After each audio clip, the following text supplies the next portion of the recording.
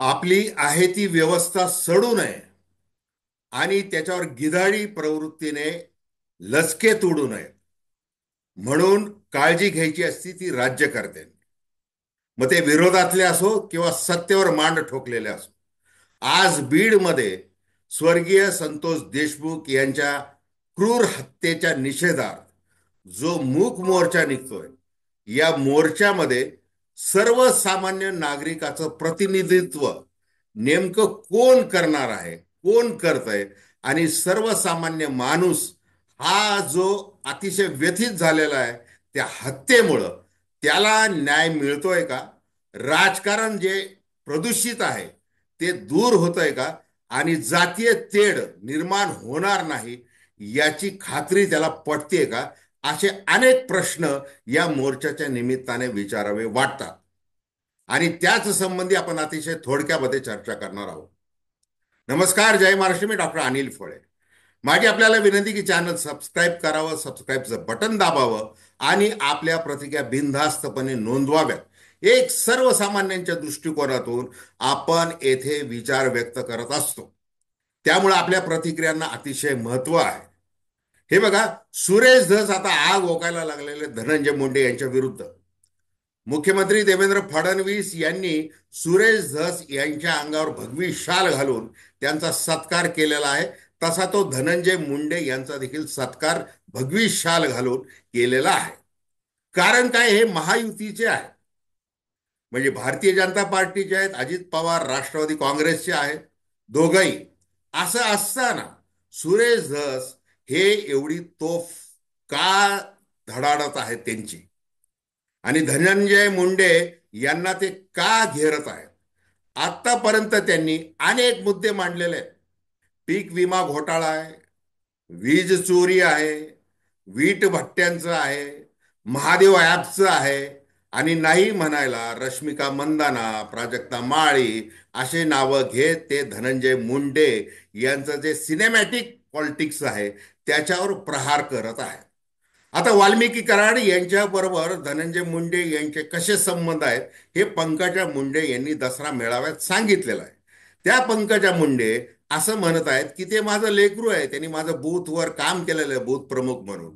माझ्या पक्षाचा तो कार्यकर्ता आहे संतोष देशमुख, त्यामुळं त्याच्या हत्येची चौकशी झाली पाहिजे आणि मारेकऱ्यांना फासावर लटकावलं पाहिजे असं त्या म्हणत आहेत. या पंकजा मुंडेंना सुरेश धस असं म्हणत आहेत की तुम्ही कमळाच्या विरुद्ध आष्टीमध्ये प्रचार केलेला आहे, त्यामुळं मी काही तुमचा सत्कार करणार नाही, तुमचं अभिनंदन करणार. किती पदर आहेत या राजकारणात. मग धनंजय मुंडे हे एकाकी पडलेले आहेत.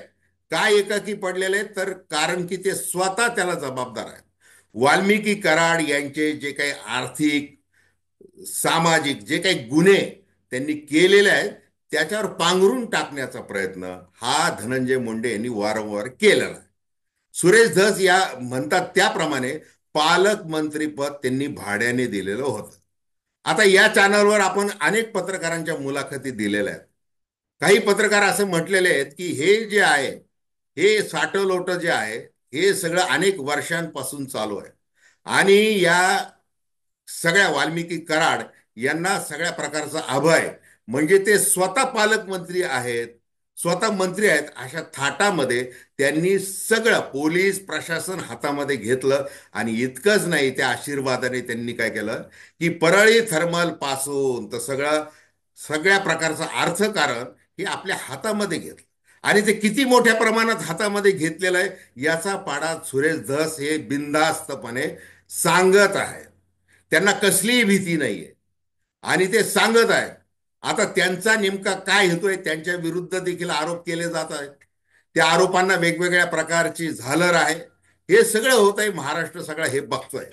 अशा परिस्थितीमध्ये धनंजय मुंडे कोणत्याही परिस्थितीमध्ये पालकमंत्री होऊ नयेत, एकतर त्यांना मंत्रिमंडळातच घेऊ नये असे इथपासून सगळी ओरड केली जात होती. आता त्यांच्या विरुद्ध संदीप क्षीरसागर आहेत, प्रकाश सोळुंके आहेत, सुरेश धस आहेत, हे सगळी मंडळी आहेत. म्हणजे याच्यामध्ये कोण नाही त्यांच्या विरुद्ध, तर सगळ्या महायुतीमधले आहेत आणि महाविकास आघाडीमधले देखील नेते त्याच्यामध्ये आहेत की धनंजय मुंडे यांना शिक्षा झाली पाहिजे. कोणती? राजकीय शिक्षा झाली पाहिजे. त्यांना राजकीय विजनवासात पाठवलं पाहिजे. कारण की त्यांनी वाल्मिकी कराडला प्रोत्साहन दिलेलं आहे आणि आता वाल्मिकी कराड फरार आहे. मग ते फरार जर कोण शोधून आणू शकतं तर ते फक्त धनंजय मुंडे हे आणू शकतात. 2 वेळेला ते प्रसार माध्यमांसमोर आले. त्यावेळेला त्यांची देहबोली काय सांगत होती, सुरेश धस काय सांगत आहे त्या देहबोलीबद्दल, कशा प्रकारे ते स्टाईल वापरतात आहे, असं काय करतात आहे, तसं काय करतात आहे. पत्रकारांनी देखील त्यांच्या देहबोलीबद्दल शंका व्यक्त केलेली आहे की त्यांच्या अंतर्मनामध्ये वेगळंच दडलेलं आहे की वाल्मिकी कराड आता यांना वाचवायचं कसं. मुख्यमंत्री देवेंद्र फडणवीस यांनी राजधर्म पाळत असताना त्यांनी सांगितलं की मोक्का लावण्यात येईल, कोणालाही माफ करता येणार नाही. खंडणीच्या गुन्ह्याबद्दल त्यांनी सांगितलेलं आहे, खंडणीची 2 कोटीची जी फिर्याद आहे त्याच्याबद्दल त्यांनी स्वतः सभागृहामध्ये सांगितलेलं आहे. आणि आता या गुन्हेगाराची पाळंमुळं खणून काढली पाहिजेत. बीड जे बदनाम झालेलं आहे, ती बदनामीचा डाग जो आहे तो दूर केला पाहिजे. यासाठी शासन आता कठोर पावलं उचलणार आहेत असं देवेंद्र फडणवीस म्हणत आहेत. त्यांच्याकडे गृह खातं आहे. मग CID, SIT, ज्युडिशियल इन्क्वायरी पाहिजे ते आयुध ते वापरायला लागलेले आहेत.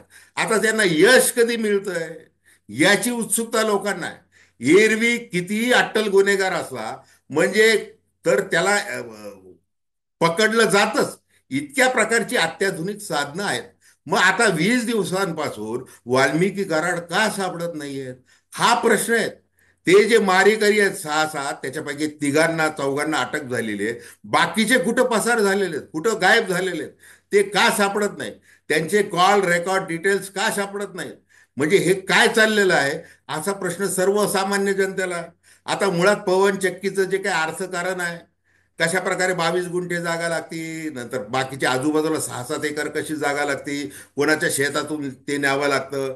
इथं भ्रष्टाचार एवढ्या मोठ्या प्रमाणात आहे मराठवाड्यामध्ये या पवनचक्कीच्या निमित्ताने की कलेक्टर ऑफिसमधून जे येणे सर्टिफिकेट दिलं जातं ते देत असतानाच तिथं भ्रष्टाचाराला सुरुवात होती. मग ते कुणाला दिलं पाहिजे, कुणाला द्यायला नको आहे. मग ते कंपनी कोणत्या ठेकेदारांना हाताशी धरते, कोणत्या गुंडांना हाताशी धरते. स्कॉर्पिओ गाडी, काळ्या स्कॉर्पिओ गाडीची अगदी म्हणजे थप्पीच्या थप्पी इकडे येतात. 10-10, 20-20 त्या काळ्या स्कॉर्पिओ येतात. धाराशिव असेल, तुळजापूर असेल, हे सगळीकडे ते दहशत माजवतात. मग त्याला जबाबदार कोण आहे. म्हणजे पोलीस काही करत नाही, पोलिसांना हप्ते मिळतात, गुन्हेगारांना ते अभय देतात, गुन्हेगारांबरोबर हॉटेलमध्ये गप्पा मारतात, उघडपणे फिरतात, गावामध्ये चक्रा मारतात, लोक दिवसा ढवळ्या ते बघतात. आता धनंजय मुंडे यांनी वारंवार एक जे वक्तव्य केलेलं आहे की आर्थिक देवाणघेवाणीतून ही हत्या झालेली आहे असं मला वाटतं. मग ती इतर जिल्ह्यात काय होत नाही का असा त्यांचा प्रश्न आहे. होत असेल, वेगवेगळ्या पद्धतीने होतीये, मग त्याला जबाबदार कोण आहे. तुम्ही स्वतःला पालकमंत्री म्हणवताय, जबाबदार राज्यकर्ते म्हणवताय. मग तुमची ही जबाबदारी नाही का. हे होत असताना तुम्ही काय करत होते. तुमच्या डोळ्यावर झापड का पडलेली होती त्यावेळेला. हे सगळं घडत असताना प्रश्न हा आहे. आता तुम्हाला ते सुरेश धस म्हणतात आकाचे आका कसे मुक्त आहेत वगैरे ते सगळं म्हणत आहेत. खंडणीच्या गुन्ह्यामध्ये आहेत, म्हणजे वाल्मिकी कराड आहेत. हत्येच्या गुन्ह्याचं काय. हत्येचा गुन्हा नेमका केलेला कुणी आहे हे तपासांतीच उघड येणार आहे. आणि मग ते धनंजय देशमुख जे आहेत त्यांच्या विरुद्ध सुद्धा अथवा तद्वा बोललं जात आहे की यांचा कुठे त्या हॉटेलमध्ये जे काही व्हिडिओ प्रसारित झालेला आहे हॉटेलमधला, त्याच्यावरून ते बोललं जात आहे. स्वतः धनंजय मुंडे त्याबद्दल बोललेले आहेत. हे असं सगळं वेगवेगळं केलं जात आहे. दुसरीकडे आता जसं राजकीय गिधाड त्या एका वाईट घडलेल्या घटनेवरून राजकारण करायला लागलेले आहेत, त्याप्रमाणे अगदी तसे शब्द वापरता येणार नाहीत. प्रत्येक समाजातला माणूस हा प्रत्येक समाजाला महत्वाचा वाटलाच पाहिजे. मग आता मराठा क्रांती मोर्चाने नरेंद्र पाटील असतील, बाकीचे नेते असतील, ते थेट अजित पवारांना भेटलेले आहेत. त्यांना निवेदन दिलेलं आहे की धनंजय मुंडे यांना मंत्रिमंडळातून ताबडतोब हकलून द्या, त्यांना काढून टाका. याबद्दल मोर्चे निघत आहेत. काल रेणापूरला निघालेला आहे, आता पूर्ण महाराष्ट्रामध्ये निघेल. आज बीड मधला मोर्चा झाल्यानंतर सगळ्या महाराष्ट्रामध्ये ती लाट पसरणार आहे. मग तो मराठा समाजाचा आहे म्हणून ते होतंय का. त्याला कोण हवा देत आहे, कोण हवा देत आहे हाच तर खरा प्रश्न आहे. आता ज्या वेळेला आरक्षणाची लढाई चालू होती, मनोज जरांगे लढत होते, त्यावेळेला त्यांच्या मागे कोण कोण आहेत, मग फडणवीस मुख्यमंत्री झाल्यानंतर कशी हवा दिली जाते वगैरे ते असं बोललं जातं. याही प्रकरणात ते बोललं जायला लागलेलं आहे की कोण हवा देत आहे याला. आता मनोज जरांगे पाटील 25 जानेवारीला आझाद ते आंतरवाली सारडीमध्ये उपोषणाला बसणार आहे. मग नरेंद्र पाटील आणि मनोज जरांगे यांच्यामध्ये थोडंसं आरक्षणाच्या मुद्द्यावर हे ते झालेलं आहे. आता काय ते पुन्हा विधानसभा निवडणुकीमध्ये काय घडलेलं आहे काही पुन्हा सांगण्याची गरज नाही. अशा परिस्थितीमध्ये ओबीसी नेते जे आहेत, मग ते हाके असतील, गुणरत्न सदावर्ते असतील, बाकीचे ते वाघमारे असतील, हे तोंडसुख घ्यायला लागलेले आहे. म्हणजे पुन्हा एकदा त्या जातीय वनव्यामध्ये सर्वसामान्य माणसाला होरपळून टाकायचं आहे का? शाळा महाविद्यालयामध्ये स्थानिक बाजारपेठेमध्ये पुन्हा जातीयवाद आणायचा का? तो कोणत्या जातीचा आहे, मी कोणत्या जातीचा आहे, व्यवहार केला पाहिजे की नाही, त्याच्याबरोबर अभ्यास केला पाहिजे की नाही, अशा प्रकारचं विष जे आहे ते कोण पसरत आहे? आणि हे मत याला जबाबदार कोण आहे? मग शेवटी प्रश्न काय राहतो? प्रश्न तोच राहतो. त्या बिचाऱ्या संतोष देशमुख यांचं अक्षरशः हाल हाल करून त्यांना जे मारलेलं आहे, त्यांना न्याय कुणी द्यायचा आहे?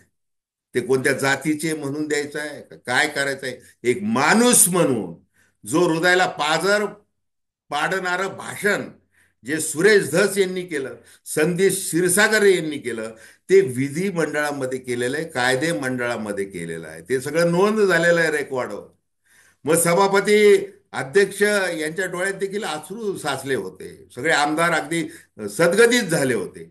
हे हे जे आहे, जर राजकारणाचा हा धर्म आहे, त्याची जात पात न पाता हा जो अन्याय दूर करायचा आहे, मग मुख्यमंत्री त्यावर उत्तर देतात आहे, बोलतात आहे, परंतु होत काय नाहीये हे 20 दिवसामध्ये दिसून आलेलं आहे. तपास किती म्हणजे किती शीघ्रगतीने व्हायला पाहिजे खरं तर अशा घटनेत. वाल्मिकी कराड एकदा समोर आले, शरण आले, कुठल्याही पद्धतीने येऊ, तर सगळे प्रश्न आणि सगळा तपासाची दिशा खरं तर सुरळीतपणे होऊ शकते. मग याची जबाबदारी धनंजय मुंडे यांची नाही का? ते स्वतः मान्य करतात की वाल्मिकी कराड माझ्या जवळचे आहेत. मग तुम्ही मान्य करताय तर मग तुम्ही काय पावलं उचलताय? तुम्ही सरकारच्या तपास कार्याला सहकार्य केलं पाहिजे की नाही? या उलट कसं आहे, पुन्हा विरोधात माझ्या विरोधात कट रचला जात आहे. काय केलं जात आहे? जे कट रचतात ते जे राजकारण करतात ते तुमच्या जिल्ह्यामधले सगळ्या पक्षाचे लोक, त्यांची ते एक्सपोज होतील ना. आणि ते झालेले देखील आहेत. त्याचे तुम्ही बोलायची काय गरज आहे? मूळ प्रश्न सोडवा ना. लोकांच्या मनात जो प्रश्न आहे, त्या मारेकरी का सापडत नाही? हे का थांबत नाही सगळं अर्थकारण? हे गढूळ राजकारण का थांबत नाही? आणि लोकांना तुम्ही सुरळीत जनजीवन असावं असा तुम्ही विश्वास का देऊ शकत नाही? तसे तुमचे कृत्य, तसे तुमचे पावलं का पडत नाही? हाच खरा प्रश्न आहे. मग आता व्हिसल ब्लोअर अंजली दमानिया यांनी सगळ्यांनाच धाऱ्यावर धरलेलं आहे. धनंजय मुंडे यांच्या हातामध्ये रिव्हॉल्वर आहे, त्यांच्या कार्यकर्त्यांच्या हातामध्ये रिव्हॉल्वर आहे, त्याचे व्हिडिओ आलेले आहेत. काय सगळे जे घोटाळे झालेले त्याचे व्हिडिओ त्यांनी टाकलेले आहेत. हे सगळं केलेलं आहे. अगदी अजित पवार यांच्याविषयी तर मला विचारूच नका. त्यांनी जे घोटाळे केलेले आहेत त्याचं काय झालेलं आहे असा प्रश्न अंजली दमानिया विचारत आहे. म्हणजे सर्वसामान्यांची भाषा ते वापरत आहे. मग हे सगळं असताना लोकांनी काय करायचं हा प्रश्न आहे. त्याच्यामुळे ठिय्या आंदोलन सुरू होईल, मूक मोर्चा आजचा होईल.